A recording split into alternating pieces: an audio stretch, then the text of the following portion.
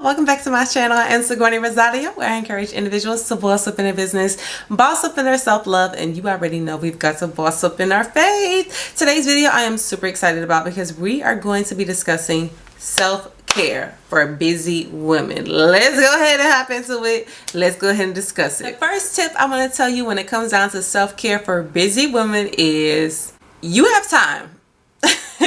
You have time. And this is the most common excuse I hear from women. This is what I hear 99.999%. Okay, you have time. You do not value it. You're not making self-care a priority to you. You are putting everything and everybody and every single thing in the world before yourself.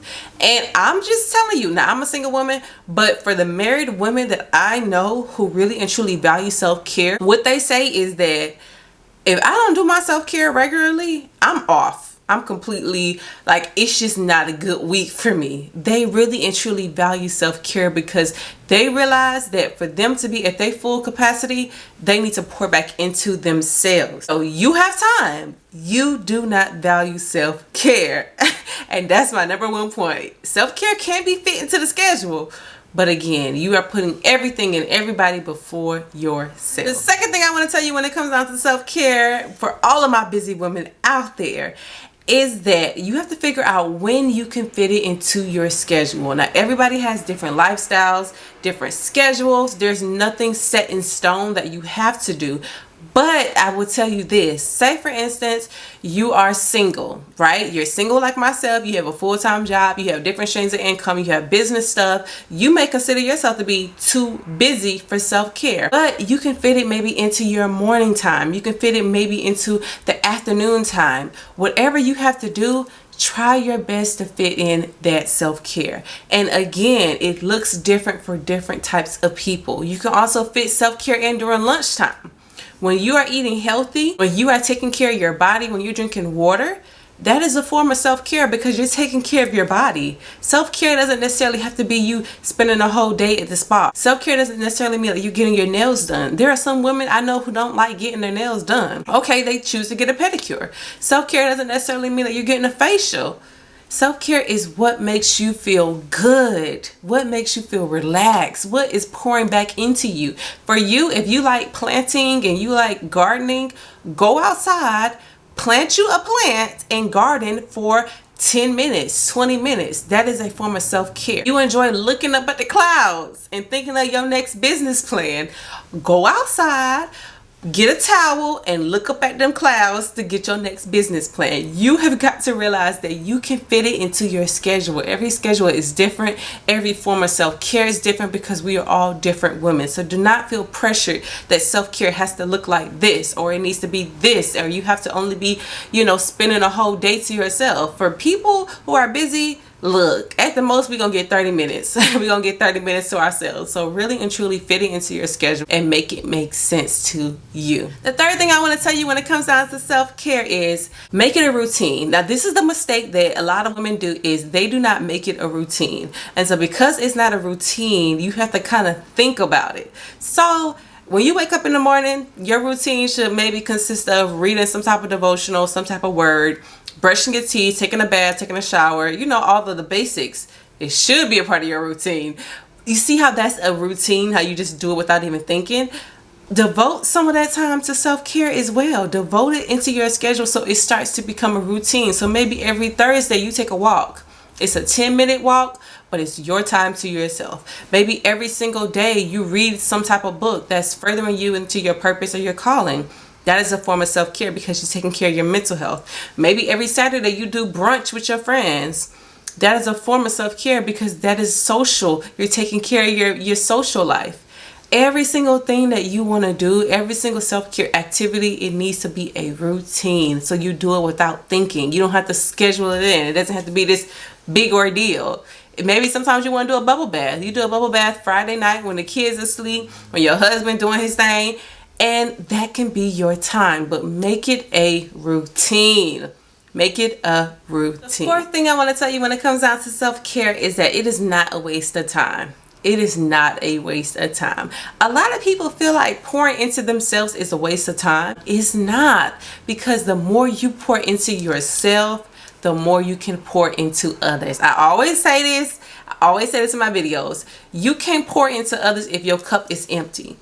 You can't do it. What? It ain't nothing here. Empty. I'm on empty. And that's when you start to experience burnout, because you are not pouring into yourself. The more self-care you have, the better wife you will be, the better mother you will be, the better friend you will be. You have got to value self-care. Again, it looks different for different people. It comes up in your life in different ways, but value self-care and realize that it is not a waste of time. The fifth thing I want to tell you when it comes down to self-care for all of my busy women out there is it's not always about how you look. Now, the exterior is important. Yes, it is important. If you choose to get your nails done, you choose to get a facial, you choose to get waxed, whatever the case may be, again, it is a form of self-care. However, we are not just focusing on exterior. When you die, ain't nobody gonna remember how you look. People gonna be worried about your character and how you made an impact on their life. Yes, the exterior is important, but I'm telling you that interior beauty, that knowledge, that power, that's something that nobody in this world can take away from you. The sixth thing I want to tell you when it comes down to self-care is to stay off of social media. When you are doing self-care, however it may look to you, during this time of self-care, you are staying off of social media. Now, what this allows you to do is it allows you to focus in on yourself. The whole point of self-care is yourself. Self-care, yourself. You got self in it. It makes sense, right? Okay. So we are focusing in on ourselves. We are being selfish. I'm giving you permission. Okay, I'm giving you permission to be selfish. What this means is you're not comparing yourself to other people. You are not strolling on social media while you are at the spa, while you are getting your nails done, while you are taking your bath. That is you defeating the whole purpose.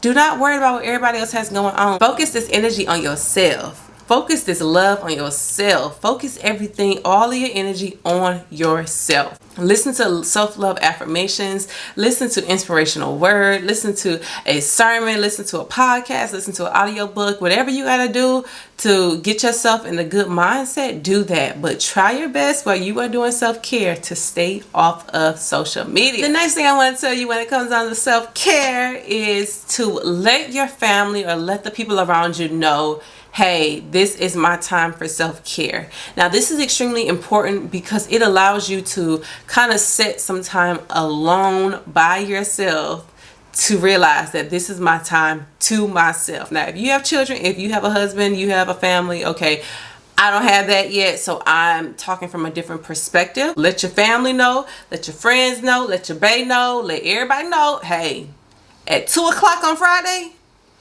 look, it's my time to myself. And you gotta let people know. And I feel like they respect you more because they already know in advance, okay, this is the time that she's allowing to get her nails done. This is the time that she's allowing to think of her dreams, think of her purpose, listen to this book, read that book, do whatever. And then they feel like, okay, I'm giving her space. It's just a form of respect, and it allows you to actually really and truly be by yourself and love yourself during the process. You don't got to worry about distractions. You don't got to worry about nobody bothering you because you gave them a heads up. Last tip I want to tell you when it comes down to self-care for busy women is to realize that self-care does not mean self-love. So just because you do all of these things does not necessarily mean you love yourself even more. So yes, it is important to practice self-care. Yes, self-care is important, but make sure even above that, that you are practicing self-love. Self-care is everything that you do to pour back into yourself. Self-love is the highest form of love. It's the form of love that even if I don't do nothing, I still am madly in love with myself. I still have standards. I still am madly in love with God. I love people around me and I love myself. No matter what is going on around me, I still am madly in love with myself. Realize that about self-care is important, but really and truly focus on that self-love piece. Make sure you realize that self-love is the highest form of love. Ain't no other love in this world like self-love. If you need encouragement or you know somebody else who may need encouragement, please write into my foundation, Letters for Life, where I encourage individuals by writing handwritten letters of encouragement. As always, I love you, but most importantly though, God loves you. I will see y'all in my next video. Bye.